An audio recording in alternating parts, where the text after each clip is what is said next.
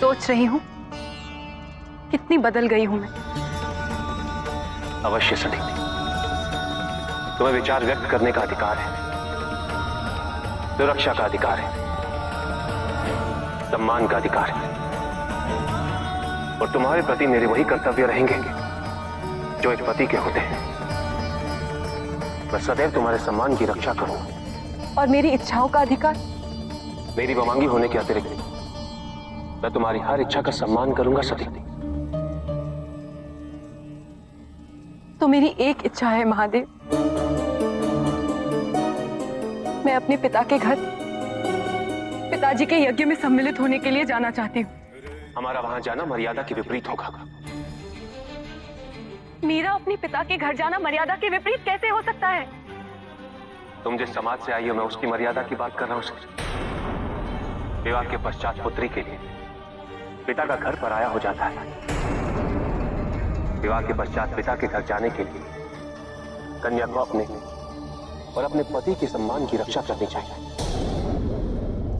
यदि प्रजापति दक्ष की दृष्टि में हम सम्मानित होते तो वो हमें अवश्य निमंत्रण भेजते सती,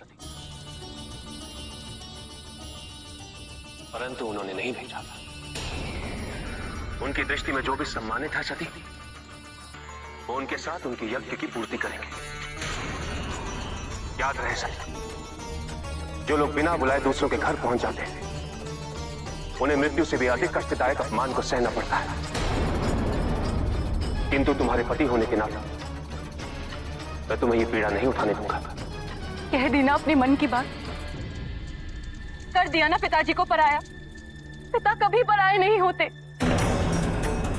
किंतु आपने उन्हें कभी अपना समझा ही नहीं। आज आपने मुझे बहुत ठेस पहुंचाई है महादेव, बहुत दुख पहुंचाया है मुझे। सती, मोह और क्रोध में सोची हुई बातें हमें सत्य तक नहीं पहुंचने देती। मेरी बात को शांति चित्त से समझने का प्रयास करो। वो सब मैं कुछ नहीं जानती। मैं केवल इतना जानती हूँ कि यदि आप मुझसे प्रेम करते हैं तो मेरे साथ उस यज्ञ में अवश्य चलेंगे।